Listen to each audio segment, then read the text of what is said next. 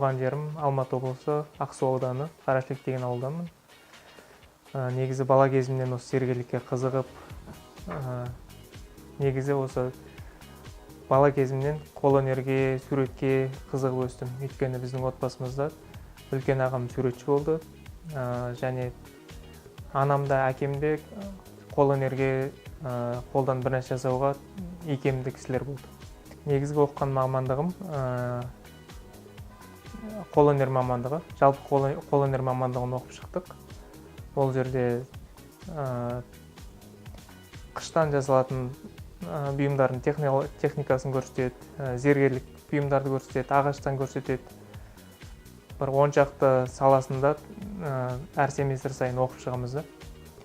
Содан кейін диплом қорғайтын кезде бір жақты болып, бір мамандық таңдап сөйтіп шығады. Жалпы әр семестр сайын түрлі техникаларды, түрлі материалдармен жұмыс жасауды, жалпы қолөнерді жалпылама оқытып шықты. Негізі әр нәрсені істеп тексеріп көрдім. Өйткені бала кезде нақты зергер болам деген ойым болған жоқ. Мен жай ғана ағаштан ойып көретінмін, домбыра жасағым келді. Ағаш ойып көрдім, ыдыстар жасап көрдім. Содан кейін бір кездерде былғармен жұмыс істеп көрдім. Қамшы жасап, жүген өріп деген сияқты. Ауылда болғаннан кейін сол ат әбзелдерін жасап көрдім. Одан кейін тағы қандай нәрселер бар?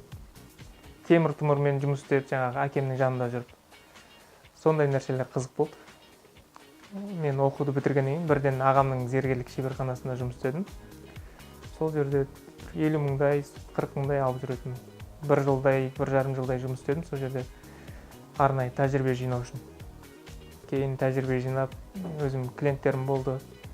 Сосын Алматыға келіп, шеберхана аша бастадым жайлап. Басқа бір жігіттермен бірігіп шеберхана ашып көрдік. Бірақ осы Алаш деген бір бренд жасаймын деген өзімде ой болды. Қиындықтар енді өте көп болды.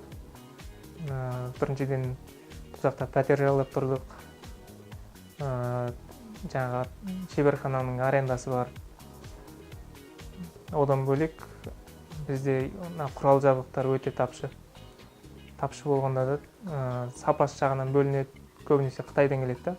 Оның өзінде бағалар өте қымбат болады. Басындағы ең бірінші қиындық сол құрал жабдықтан қиындық болды. Өйткені менде тапсырыс көп болды. Оны тапсырысқа отказ жасай алмайсың. Отказ жасасаң жұмысың жүрмейді. Сондықтан басында басқа біреулерге, басқа зергерлерге барып, сұраймын, мынаны істеп алайыншы, сенде мынандай құрал бар ғой деп. Сөйтіп бір жылдай сөйтіп жүрдім ғой, тек қана инструмент жинадым. Тапсырысты беремін, ақшасын аламын да бірден құрал жабдық аламын. Сөйтіп тек қана бір жыл құрал жабдық жинадым. Одан кейін уже жайлап ақша түсе бастады. Негізі клиенттер Инстаграмға тіркелмеген басында, тек қана Фейсбукта болдым.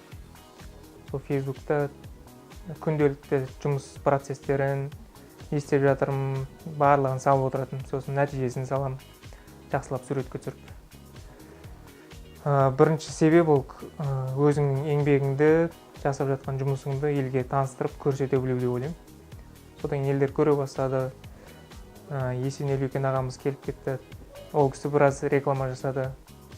Сөйт уже адамдар уже тани бастады, біле бастады. Одан кейін негізгі мені танытқан бір бұйым ол ұлттық неке жүзігі болды. Тек қана жұмыс емес, ақша табу емес, бұл өз-өзің тәрбиелеу ең бастысы.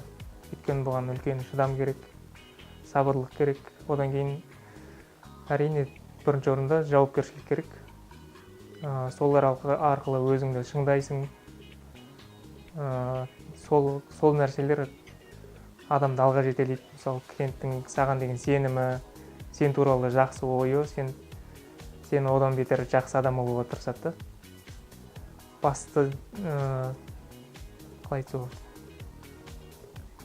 түйген ойларым осындай менің. Қазір бізде тек қана ақша табу үшін жұмыс істейтін зергерлер көп. Олардың парақшаларын көрсең, басқа жұмыстарын көрсең, бірден білінеді ол айырмашылығы. Өйткені ақшаға арналып жасалған бұйымдар бірден көзге көрінеді. Арзан, жылдам жолмен және сапасына, дизайнына онша мән бермейді. Өйткені оларға тек қана жасалып, қолмен жасалып деген аты болса болды, тезірек өтсе болды деген сияқты. Мен оған мүлдем мән бермеймін. Мен тек қана өзім мысалы қиялымдағы, ойымдағы нәрсені сапалы, жақсы, әдемі қылып жеткізгім келеді. Сондықтан мен өзім жұмысымды сүйемін, жақсы көремін. Мысалы бір зат жасасам да оны бастан аяқ беріліп, соңына дейін дұрыстап жасаған ұнайды. Шабыт беретін нәрсе негізі тыныштық қой. Адам жүрегі тыныш болса, көптеген жақсы ойлар келеді, жақсы идеялар келеді. Жүрегіңде тыныштық болғаннан кейін соларды асықпай, ойланып, жүзеге асыра бересің. Үйде болғаннан гөрі маған осы шеберханада болған жайлырақ. Осы жерде көптеген ойлар келеді, өзімді еркін сезінемін, өзімді жақсы сезінемін. Өзім ойымдағы, қалағандағыдай қылып шеберханамда осы отыратын жерім бәрін жасадым. Осы жерге келсем жүрегім тынышталады. Тек қана өзің жұмысыңды шынайы жүрегіңмен, ниетіңмен жасасаң, міндетті түрде ол жақсы болады және ол табыс әкеледі. Мен бір нәрсеге алаңдап отырсам, басқа нәрселерге ойым бөлініп отырса, мен дұрыстап жұмыс істей алмаймын. Жұмысымды жақсылап жұмыс істей алмаймын. Бүлдіріп аламын, қиратып аламын. Лучше оны қоя салған дұрыс та, еш нәрсе істемей қойған дұрыс. Жұмысқа ынтамен берілу үшін бірінші өзімдегі мойныма жүктелген нәрселерді дұрыстап істеймін, тапсыратын нәрсені тапсырамын. Бәрін тыныштандырып, сөйтіп барып жұмысқа кірсем, тиянақты болған дұрыс та, әйтпесе арт жағында қалып қалған кедергілер болса, қайтадан келіп алдыңнан шыға береді, кедергі жасай береді. Сол нәрселерден арыламын бірінші. Бәрін тыныштандырып, тыныштықта жұмыс істеген ұнайды. Негізі шыны керек барлығын түп-түзу қылып, идеальный қылып жасауға болады. Өзіміздің жалқаулығымыздан кейбір нәрселерге дұрыстап мән бермегендіктен сондай нәрселер туындай береді. Мысалы бір нәрсені ерініп тез жасай салсаң, ол бәрібір алдың айналып келеді. Бір нәрсені негізі зергерлікте өте қажет нәрсе сол. Мысалы бір жерді жасап жатсың, бір жерді пайет етіп жатсың, соны сапасыз қылып, осы да болады деп жасай салсаң, бір айдан кейін, 2 айдан кейін клиентің қайтадан қайтып келуі мүмкін. Сен басқа жұмыспен айналып жүрген кезде ол қайтадан келеді де сенің үстіңе кедергі жасайды кәдімгідей. Сондықтан тиянақтылық қой бұл жерде. Барлығын тиянақты ойланып, дұрыстап жасауға тырысамын. Менде негізі Instagram парақшамда 80% шетелдік зергерлер, шетелдік зергерлік дүкендер, мастер-класс көрсететін, сосын тағы нелер бар. Зергерлік мектептер бар, басым көпшілігі. Мен соларды көремін. Солардан түйген ойларым бар. Соны қазақи нақышпен, ұлттық нақышпен үйлестіріп, сөйтіп шығарам көбінесе. Маған көбірек идея беретін, көбірек ой беретін солар шетелдіктер. Өйткені оларда бізден қарағанда әлдеқайда алды қарай дамып кеткен зергерлік. Оларда құрал жабдықтың түр-түрлі бар. Бізде Қазақстанда жоқ нәрселер бар. Бізде жоқ көп нәрсе бар оларда. Соларды көріп, соларға қызығып, сол арқылы өзімді дамыта бергім келеді. Біріншіден адамды ешкім қинамайды ғой. Ол жаққа біреу қинап жұмысқа апармайды.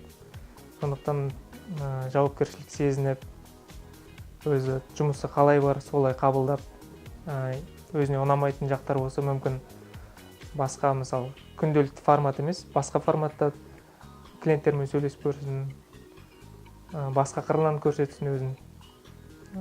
Солай іздену керек сияқты.